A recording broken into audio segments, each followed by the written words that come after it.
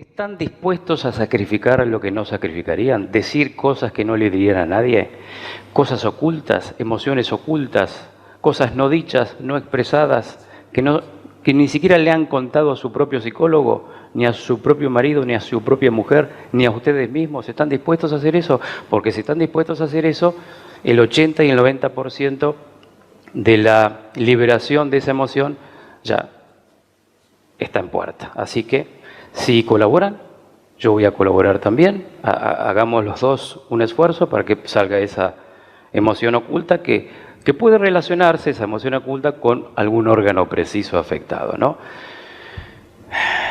¿Tienen enfermedades? Levanten la mano los que están enfermos. ¿Y con qué orgullo levantan la mano, ¿Con qué orgullo levantan la mano?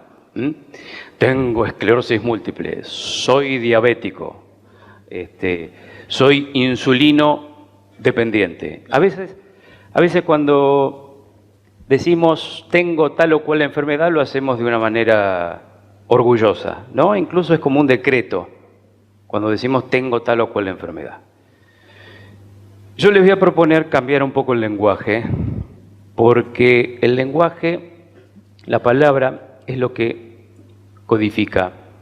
Nosotros hablamos de descodificación. ¿Y qué es la descodificación? La descodificación es el desciframiento de la ejecución de un programa genético por parte de una célula. Descodificar es traducir en un lenguaje más claro un mensaje que está guardado, que está criptado, que está congelado en nuestro inconsciente. ¿Y qué es el inconsciente? Nosotros no podemos definir a nuestro inconsciente así de una manera muy liviana, porque en verdad no conocemos lo que es lo que sí conocemos son nuestros comportamientos humanos, nuestras emociones, nuestras enfermedades, nuestras circunstancias, los acontecimientos que vamos creando, las realidades que vamos creando con nuestra mente. Eso sí lo podemos ver. Lo que no podemos ver es a nuestro inconsciente. No sabemos qué es. Pero evidentemente es algo que opera de una manera muy sutil y que es insospechado incluso. Nuestro inconsciente nos propone muchas veces en la vida que transitemos o vivamos situaciones repetitivas incluso. Seguramente se preguntarán ustedes por qué repetimos una y otra vez los mismos acontecimientos, las mismas circunstancias, que hace que aparezca este sistema de repetición, que aparezcan las mismas emociones, que aparezcan las mismas enfermedades. ¿Qué hace que una persona no pueda salir de ese círculo vicioso? ¿Qué hace que nosotros estemos como condenados a vivir lo que rechazamos? Hay una frase que dice: el ser humano está obligado a buscar lo que desea, pero sujeto inconscientemente a experimentar lo que rechaza. Y vamos a seguir experimentando lo que rechazamos, en tanto y en cuanto no haya una conciencia. ¿Y qué es lo que vamos a hacer esta noche? Tomar conciencia de estos programas, de estas formaciones inconscientes. ¿Y cómo tomamos conciencia? Con datos precisos, con la palabra, con el lenguaje, con el verbo. Cuando un dato ingresa a nuestro cerebro, algo nos resuena interiormente, algo que va más allá de nuestra razón, de nuestro intelecto y incluso de nuestras decisiones. Y ese dato que ingresa a nuestro cerebro es un hecho científico, es un evento cuántico, podríamos decir. Y fíjense que nosotros podemos descodificarnos, y de hecho lo hacemos muchas veces sin darnos cuenta. A veces nuestros hijos nos descodifican y no nos damos cuenta. ¿Por qué? Porque obviamente no observamos con la conciencia ese tipo de circunstancias. Como que la pasamos por alto. Así como pasamos por alto muchas cosas. Sincronicidades, cosas que nos suele pasar en la vida. A veces nos sincronizamos con ciertos conflictos. Parece como que aparecieran a propósito. Incluso decimos, ¿qué hice yo para merecer esto? Y aparece nuestro subconsciente susurrando que nos dice, has hecho de todo y con vehemencia. Claro, y cuando nos damos cuenta de que nosotros somos los que creamos nuestra propia realidad, es ahí cuando por primera vez comenzamos a confrontarnos con la verdad de nosotros mismos, que está lo difícil. Reconciliarse con esas emociones que ocultamos muchas veces, porque claro, ¿por qué ocultamos nuestras emociones? Yo digo que si no estuviera atrás de nuestras emociones la propia supervivencia de cada uno, nosotros podríamos expresar todo lo que querramos, podríamos hacer todo lo que tendríamos ganas de hacer, podríamos hacer lo que tendríamos ganas de hacer, pero ¿por qué no lo hacemos? ¿Por qué no expresamos y no decimos las cosas? ¿Por qué nos guardamos las cosas? ¿Por qué hacemos estrés y sobreestrés y nos guardamos esas cosas que son íntimas, que no les contaríamos ni siquiera a nuestros hijos, a nuestro propio psicólogo, decía yo recién, a nuestras parejas? Porque siempre está en jaque la supervivencia. O mejor dicho, siempre no, muchas veces está en jaque nuestra propia supervivencia. Y fíjense que no podemos escapar a la supervivencia. Todos tenemos intereses. Todos tenemos intereses y esos intereses tienen que ver exactamente con esas demandas psicobiológicas. No quiero hablar muy difícil, pero la enfermedad es una demanda psicobiológica que nos dice, que nos muestra, que comunica algo que nosotros no podemos comunicar. El cuerpo es un ser de comunicación y el cuerpo expresa lo que yo no puedo expresar. No lo que yo no puedo expresar en toda la vida, mis pensamientos psicológicos normales. No, eso no. Porque cualquier persona está acostumbrada a resolver sus conflictos psicológicos y de hecho lo hacemos de una manera, digamos, frecuente, sin darnos cuenta, resolvemos nuestros conflictos. Sin embargo, no nos enfermamos por eso. Pero sí cuando vivimos situaciones muy puntuales. Situaciones muy puntuales de nuestras vidas que tienen que ver con nuestra propia supervivencia. Con aquella cosa a la que le tenemos miedo. Con aquella cosa que intuimos durante todas nuestras vidas. Con esos temores que todos tenemos que en algún momento sabemos que en la vida, tarde o temprano, en algún momento, puede que debutemos con alguna enfermedad. Y aparece una enfermedad en algún momento de nuestras vidas y ahí es cuando decimos, ¿por qué me enfermé si yo nunca me enfermé? Y son preguntas que nos hacemos los seres humanos, ¿no? ¿Por qué nos enfermamos? ¿Alguno de ustedes se enfermó cuando se fueron de vacaciones? Sí, ¿no? ¿Notaron que cuando se van de vacaciones se desapegan de algún conflicto cotidiano? Del trabajo, por ejemplo. Se están en una oficina y están trabajando durante todo el año y tienen que soportar la cara de jefe, la cara de tu jefe. Después cuando se van de vacaciones se desconectan emocionalmente de ese conflicto del trabajo y aparece una enfermedad justo cuando estamos de vacaciones. Eso pasa porque nos desconectamos del conflicto. Entramos a pensar otras cosas, los intereses ya son otros, nos predisponemos para tener unas vacaciones agradables, lindas.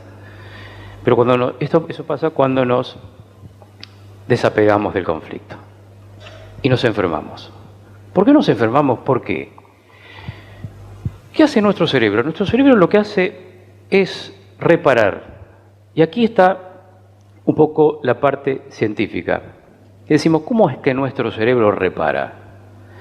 ¿Cómo es que aparece una inflamación, un dolor, un estado febril, una descompostura, unas contracturas, dolor de cabeza? ¿Qué pasa cuando tenemos esos síntomas? Estamos frente a una fase de autocuración.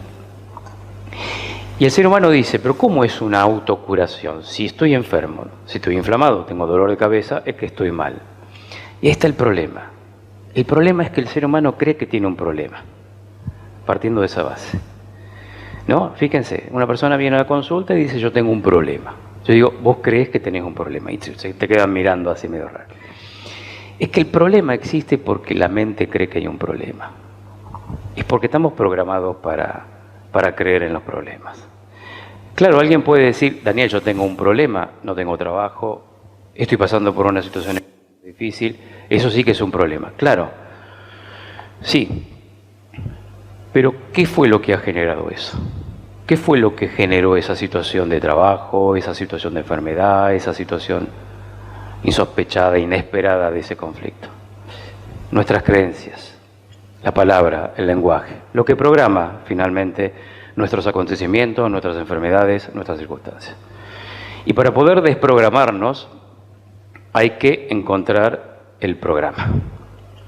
Y cuando encontramos el programa y el desencadenante de ese programa, nos iluminamos, porque ahí aparece la conciencia, cuando podemos relacionar datos que antes no lo podíamos relacionar.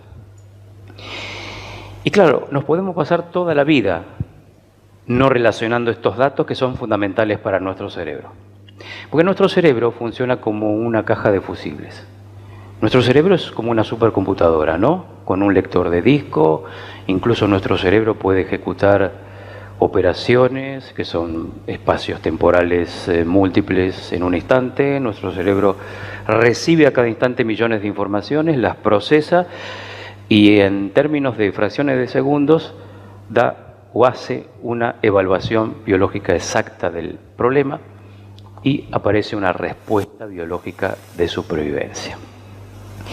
Y esta respuesta biológica de supervivencia es la enfermedad. ¿Y por qué es una respuesta biológica de supervivencia?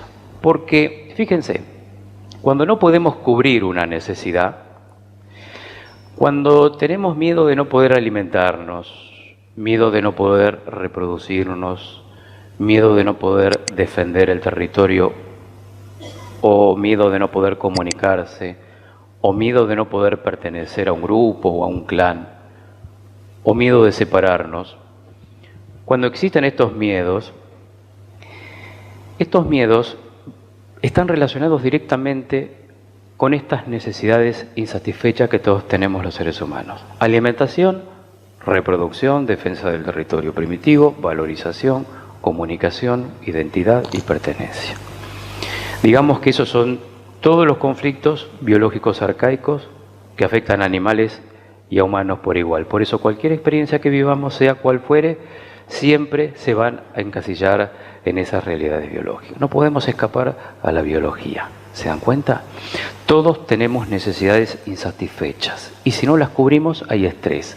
Y si hay estrés, que es una demanda, aparece finalmente nuestro cerebro dando la mejor respuesta biológica de supervivencia. ¿Y qué significa supervivencia? Superar una vivencia.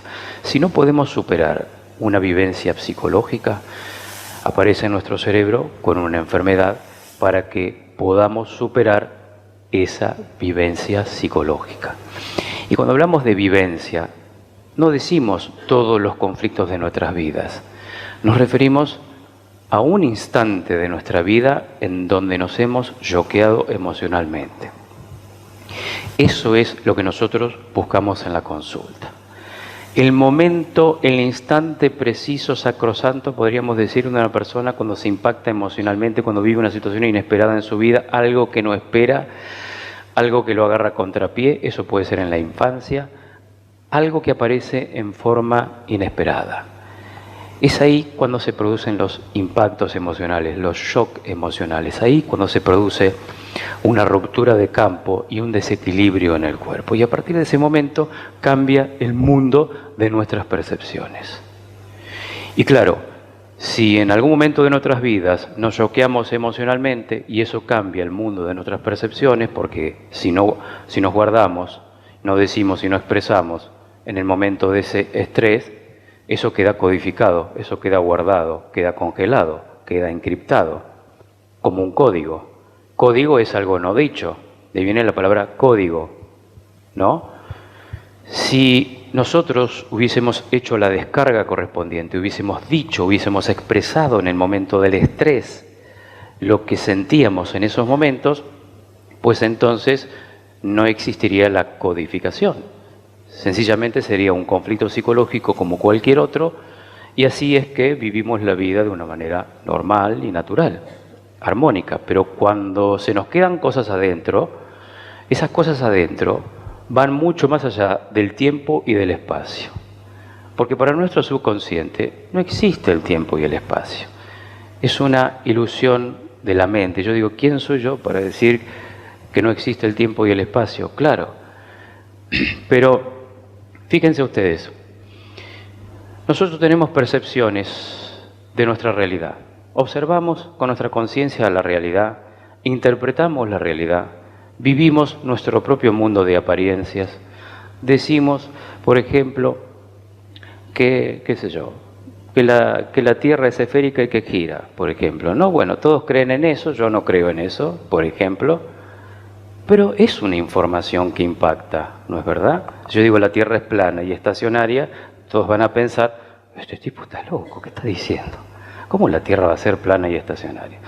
Todos sabemos que la Tierra gira, que el Sol está a millones de kilómetros, pero atención, porque lo que yo les propongo esta noche es que por primera vez se cuestionen a sí mismos en cuanto a la información que han recibido desde que nacieron.